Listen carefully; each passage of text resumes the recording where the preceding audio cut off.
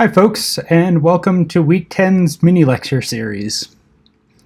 This week we're discussing the Great War, World War I. This conflagration came out of existing tensions between European empires and quickly turned Europe into a slaughter that was unprecedented in human history. By the time the war ended, millions of people lay dead, roughly 16-ish. If we count only military and civilian casualties. But if we incorporate other tangential conflicts, such as the Armenian Genocide, or diseases such as the 1918 Spanish flu pandemic into the tally, the number skyrockets to nearly 35 million dead. Now, casualty figures are one of the easiest ways to quantify a conflict, but I really do not like them. When we say that 16 million people died, we just managed to abstract the deaths of someone's child or parent, friend, lover, or enemy. People with fears and dreams. People both venal and innocent. People both rich and poor. People black, brown, or white. Casualty figures are a dehumanizing heuristic.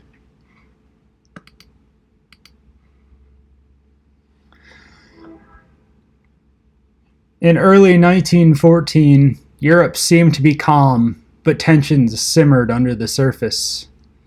Most of the major powers and empires were monarchies, constitutional or otherwise, and the ruling dynasties of Europe were related and deeply interconnected.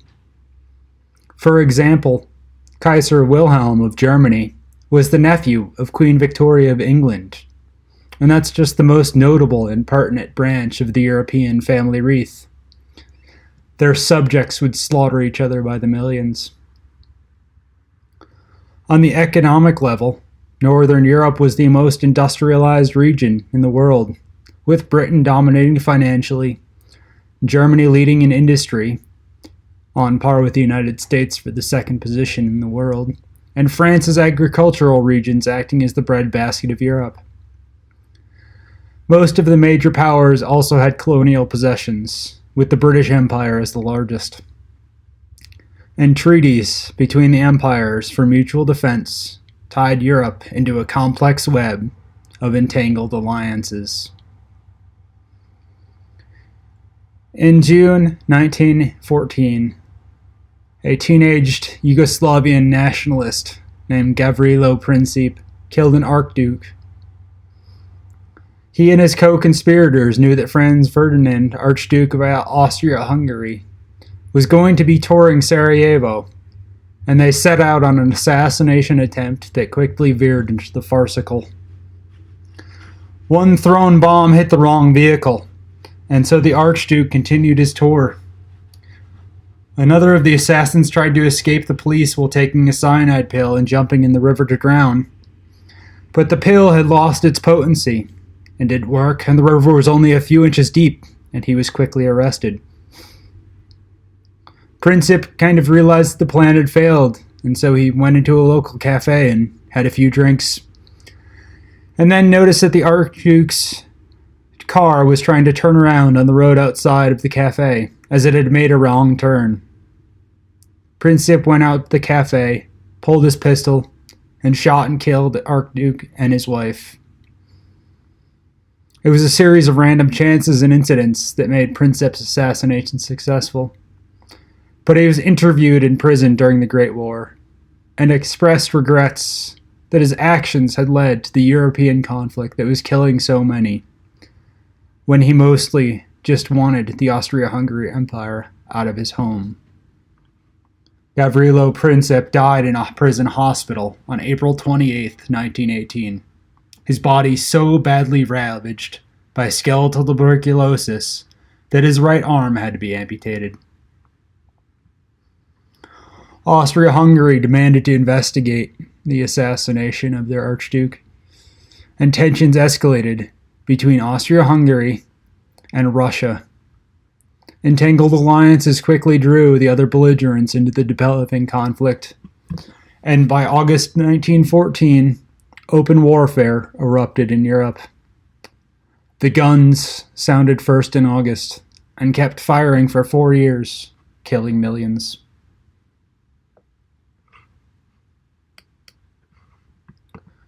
Often, the best way to understand the experiences of war are through the voices of the veterans. Wilfred Owen was one such British veteran, and he wrote poetry to cope with his wartime experiences.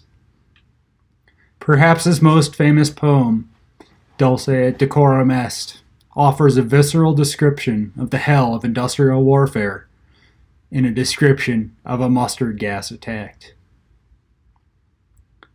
Bent double, like old beggars under sacks, knock-kneed, coughing like hags, we cursed through the sludge, till on the haunting flares we turned our backs, and towards our distant rest began to trudge. Men marched asleep. Many had lost their boots, but limped on, bloodshod. All went lame, all blind, drunk with fatigue, deaf even to hoots of tired, outstripped 5-9s that dropped behind. Gas! Gas! Quick, boys! An ecstasy of fumbling, fitting the clumsy helmets just in time, but someone was still yelling out and stumbling, and floundering like a man in fire or lime. Dim, through the misty panes and thick green light, as under a green sea I saw him drowning. In all my dreams, before my helpless sight, he plunges at me, guttering, choking, drowning. If in some smothering dreams you too could pace behind the wagon that we flung him in, and watch the white eyes writhing in his hanging face, like a devil's sack of sick of sin. If you could hear, at every jolt, the blood come gargling from the froth-corrupted lungs, obscene as cancer, bitter as the cud, of vile, incurable sores on innocent tongues. My friend, you would never tell with such high zest to children ardent for some desperate glory the old lie, dulce et decorum est, pro patria mori. Wilfred Owen would not survive the Great War. He was redeployed to France after writing Dulce et Decorum Est, and he died on the killing fields in 1918. Just one more dead poet added to the millions of dead. Many observers of the conflict wondered how such an advanced civilization as Northern European could descend into such carnage and chaos. After all, this was Europe of the Renaissance and the Enlightenment, of industry, of art, of commerce. These were the powerful and advanced empires of the world. In their minds, Europe had been the pinnacle of advanced civilization, and World War I marked a descent into barbarism, a decrease in their level of civilization, a reversion to the primitive that must have somehow been latent. That, in my analysis, is a romantic notion. We've discussed empire and industrialization in the United States, and the major powers of Europe had followed similar trajectories of industry, imperialism, and capital accumulation, in a contest that well preceded the outbreak of war. The Great War was a culmination of these factors. It takes a certain dehumanizing logic to apply heavy industry to the destruction of other Homo sapiens, and that logic developed in the history of European colonialism in Africa, South America, Asia, and the American West. The very same industry that made Paris, London, New York, and Berlin glint and glitter coated the hills around Manchester, Saxony, Pittsburgh, and Lyon with filth of coal-powered industry. The ideologies of empire stretched from the Black Hills to Beijing, from the Transvaal to Tanganyika. The carnage of industrial warfare was a feature and not a bug. The fields of Flanders and Galicia demonstrated the horrors latent in an industrial society. You don't put a mule in a gas mask without industrialization.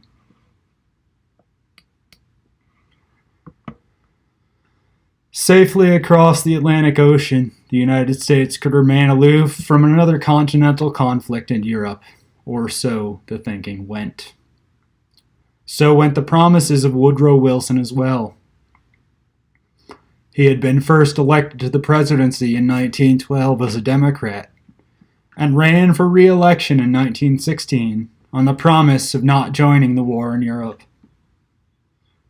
The majority of Americans opposed U.S. entry into the European debacle.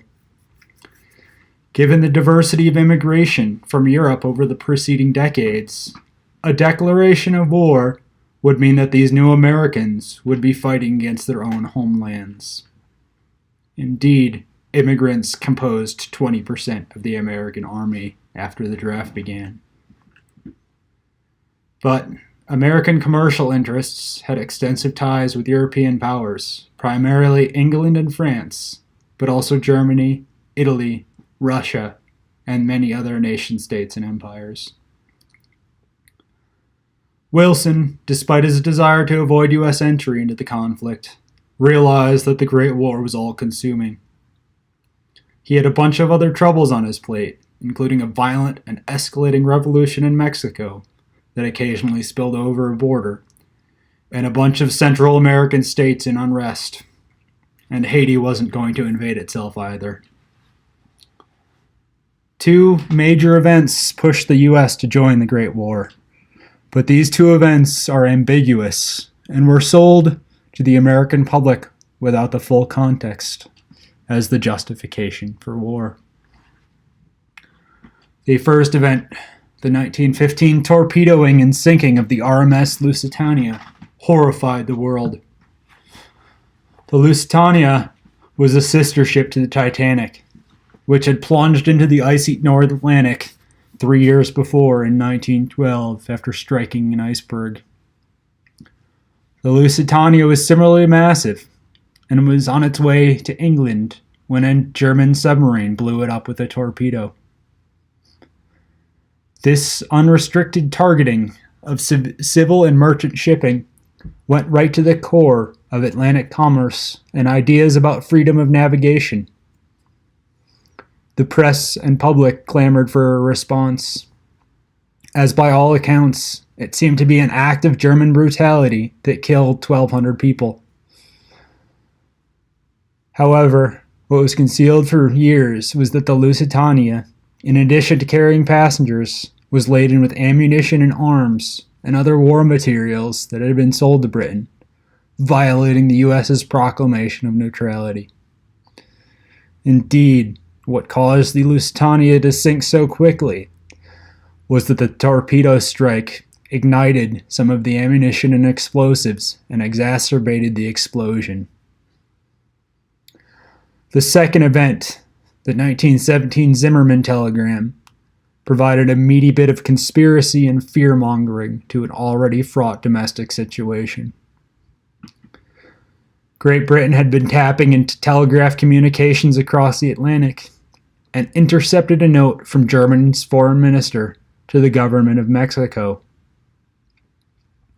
In the Zimmermann telegram, the Germans offered Mexico a chance to reclaim much of the territory lost in the 1848 Treaty of Guadalupe Hidalgo, a major chunk of the Southwest, including Texas, New Mexico, part of California, Arizona, and Nevada, if Mexico would join the war by attacking the U.S. on its southern border.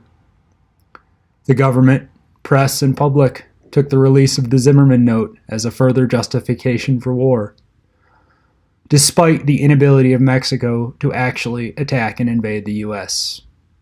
For Mexico, it would have been suicidal, as the U.S. was much stronger militarily, and Mexico had been consumed with a chaotic revolution since 1911. Combined with the escalation of unrestricted submarine warfare on the Atlantic, the U.S. moved to join the war and allied with Britain, France, and Russia and others, deploying troops to the trenches of France.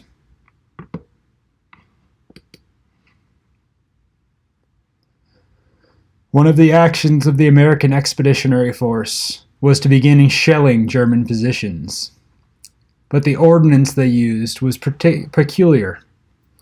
Artillery shells loaded with thousands of pieces of paper, printed in German.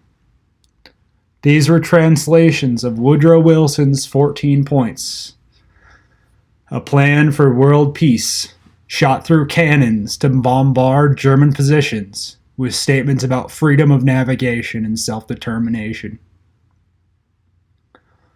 Woodrow Wilson had seen that the competing alliances of pre-war Europe and the entangled economies and empires held the recipe for the disaster that consumed Europe.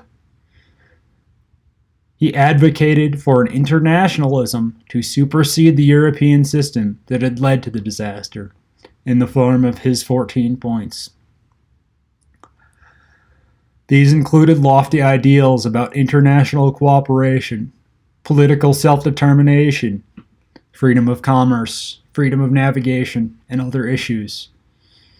But Wilson touted the U.S. war efforts as an attempt to make the world, quote, safe for democracy.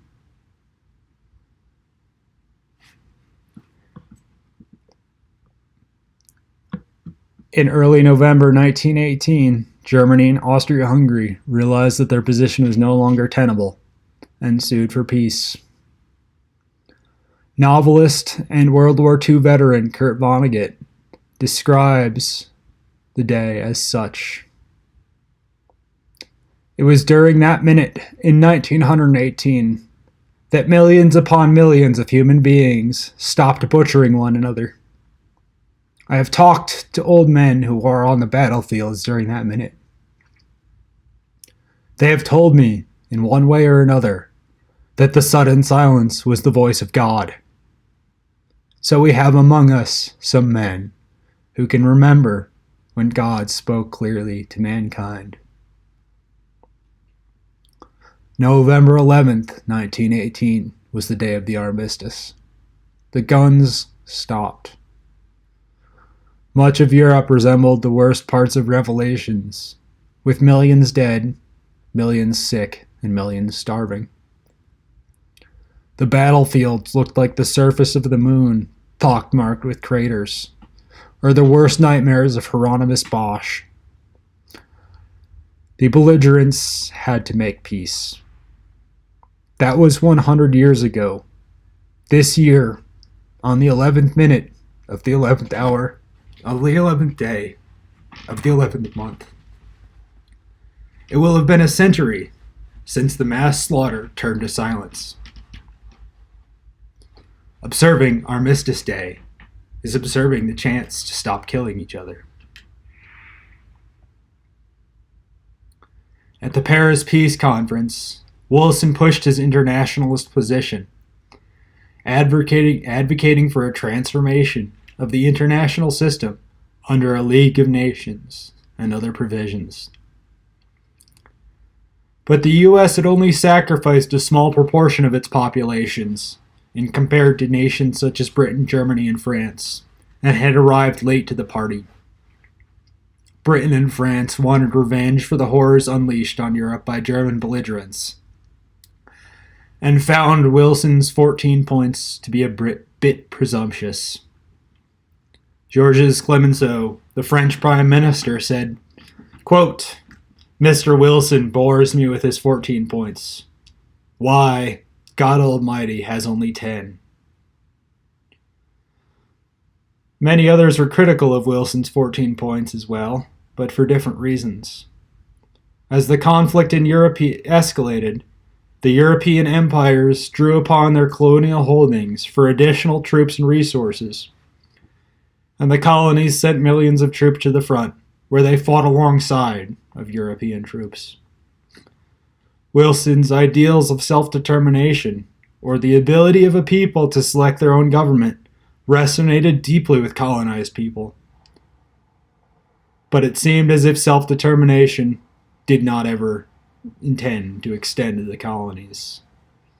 Many viewed Wilson's 14 points as misguided and idealistic, including many in the U.S.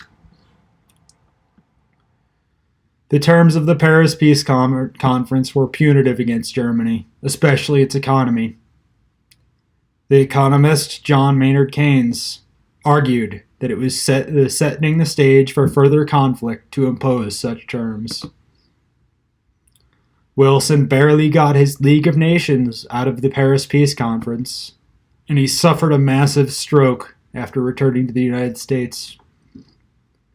In his deteriorated condition, unable to attend to daily affairs, and with the First Lady quietly acting in his place, Wilson was unable to sell the League of Nations to the U.S., and the Senate refused to ratify the treaty and did not join the League. Europe would last roughly 2 decades until the outbreak of major conflict. I think that's it for this mini lecture, and we'll pick it up in World War II on the home front, or World War I, sorry.